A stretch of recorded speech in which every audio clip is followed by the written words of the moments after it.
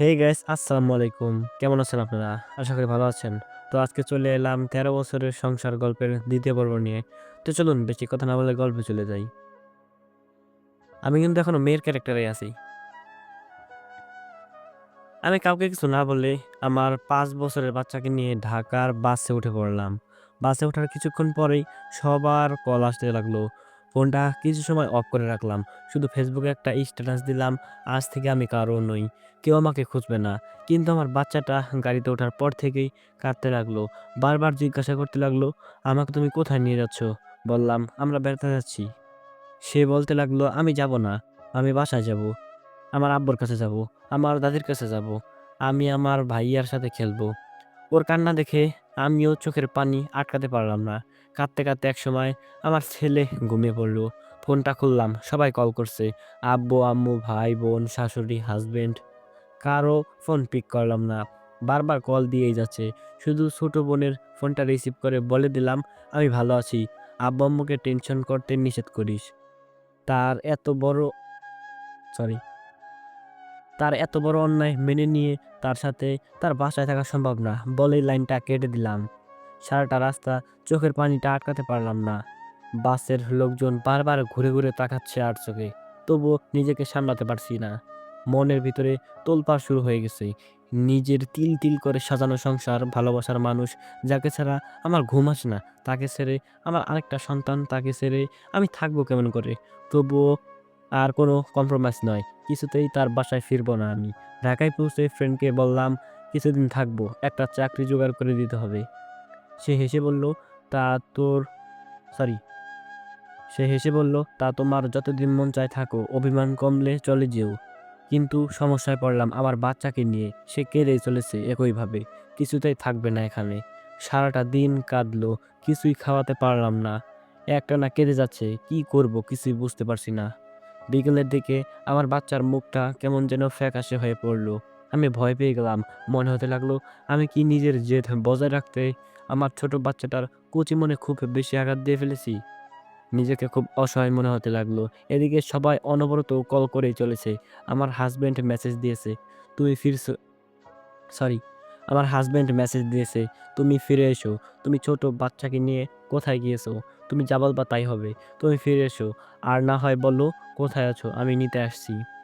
এদিকে সন্ধ্যা হতেই আমার বাচ্চা নিস্তেজ হয়ে এদিকে সন্ধ্যা হতেই আমার বাচ্চা নিস্তেজ হতে থাকলো।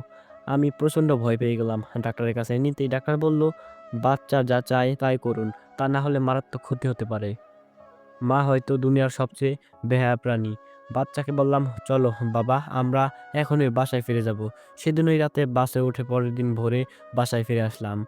আবার সবকিছু আগের মতোই চলতে লাগলো। বাচ্চা, সংসার, বাচ্চাদের স্কুল, সবকিছু আগের মতোই। এর মাঝে পেরিয়ে গেল কয়েক সপ্তাহ। কিন্তু আমি কিছুতেই স্বাভাবিক হতে পারলাম না। একদিন রাতে তাকে জিজ্ঞাসা করলাম, আচ্ছা তুমি কি ওই মেয়েটাকে ভালোবাসো? সে বলল, ভালোবাসতাম হয়তো। বললাম, তাকে চিঠি লিখতে? বলল, লিখেছি কয়েকটা। বললাম, কি লিখতে? ভালোবাসি? বলল, হ্যাঁ, এমনটাই লিখতাম। বললাম, তাকে জড়িয়ে ধরেছো? বলল, ধরেছি কয়েকবার। তার এইসব কথা শুনে আমি নিজেকে সামলাতে পারলাম না। আমার শ্বাসকষ্ট হতে শুরু করলো। একসময় অজ্ঞান হয়ে গেলাম। সকালে জ্ঞান ফিরলে সরি সকালে জ্ঞান ফিরলে সিদ্ধান্ত নিলাম মেয়েটার সাথে দেখা করব। সেদিনই দুপুরে আমার এক দেবরকে সেদিনই দুপুরে আমার এক দেবরকে সাথে নিয়ে মেয়েটা যে ক্লিনিকে চাকরি করে সেখানে গেলাম। প্রথমে মেয়েটি আমার সাথে দেখা করতে চায়নি, পরে রাজি হলো। মেয়েটিকে দেখে আরও অবাক হলাম। আমার হাজবেন্ড যে কিনা মাশাল্লাহ লম্বা, স্মার্ট, হ্যান্ডসাম, এক কথায় সুন্দর সুপুরুষ, সে কিনা এরকম কুচকুচে কালো খাটো একটা মেয়ের সাথে প্রেম করেছে 12টা বছর ধরে। ছি! শুনেছি মেয়েটার পেছনে লক্ষ লক্ষ টাকা খরচ করছে। মেয়েটাকে বাড়ি বানিয়ে দিয়েছে। ছেলের পড়ার খরচ দেয় সে। এমনকি মেয়েটার স্বামীকে এমনকি মেয়েটার স্বামীকে হাতে রাখতে একটা অটোরিকশাও কিনে দিয়েছে।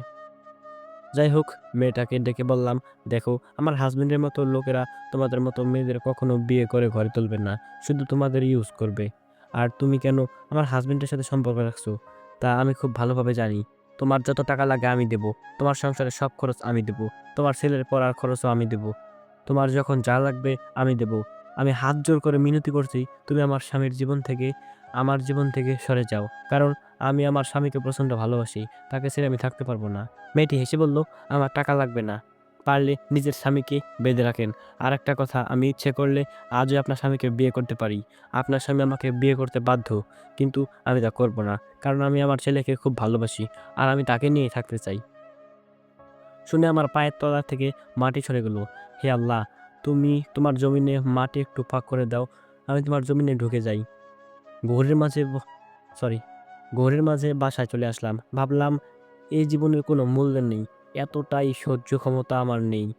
আমার কাছে পৃথিবী আমার কাছে পৃথিবীটা অর্থহীন মনে হলো। আবারও সুইসাইড করার সিদ্ধান্ত নিলাম। সেদিন রাতে ৩০টা ঘুমের ওষুধ খেয়ে নিলাম।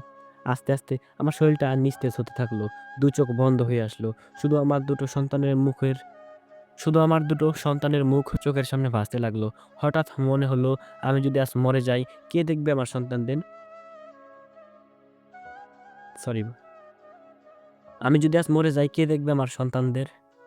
আমার ভাই তখন বাসায় ছিল। কোনো রকমে তাকে ইশারায় ডেকে বললাম, "আমি অনেকগুলো ঘুমের ওষুধ খেয়ে নিয়েছি। কি করব এখন?" তারপর কি হলো জানি না। ২ দিন পর চোখ মেলে দেখলাম আমি হাসপাতালে।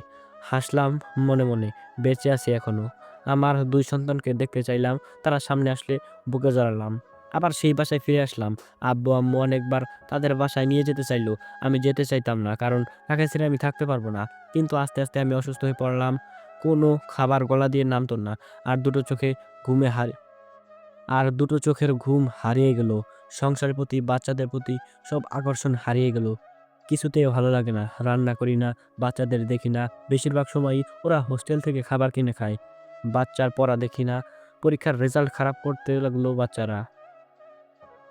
ধীরে, ধীরে আমি মানসিক ভারসাম্য হারাতে লাগলাম। মেডিসিনের ডাক্তার, মানসিক ডাক্তার কোনোটাই বাদ থাকলো না। এই ডাক্তার, ওই ডাক্তার, কোনো ডাক্তারই বাদ থাকলো না। কিন্তু হায়! কোন ডাক্তার আমাকে সুস্থ করতে পারল না। সরি কিন্তু হায়! কোনো ডাক্তারই আমাকে সুস্থ করতে পারল না। কোনো ডাক্তারই কড়া, কড়া ঘুমের ঔষধ দিয়ে আমার চোখে ঘুম এনে দিতে পারল না। আমাকে খাওয়াতেও পারল না। আমি আরো অসুস্থ হয়ে পড়লাম। বিছানা থেকে নামতে পারতাম না। আরো বড়, বড় ডাক্তারের কাছে নিয়ে যাওয়া হলো। শুধু এতটুকু খুব ভালোমতো মনে আছে, ডাক্তার জিজ্ঞাসা করত, "তোমার কি হয়েছে?" মা বলত। আমি বলতে, বলতে কেঁদে ফেলতাম। আর আমার সাথে, সাথে ডাক্তারও চোখের পানি আটকাতে পারত না। এভাবে কেটে গেল কয়েক মাস। উম বাকিটা পরে পড়বে। এবার গল্পে আনবে সরি বাকিটা পরে পড়বে। এবার গল্পে আসবে নতুন মোড়। অপেক্ষায় থাকুন। শীঘ্রই নিয়ে হাজির হব। যদি আপনারা আগ্রহী হন বাকিটুকু জানতে।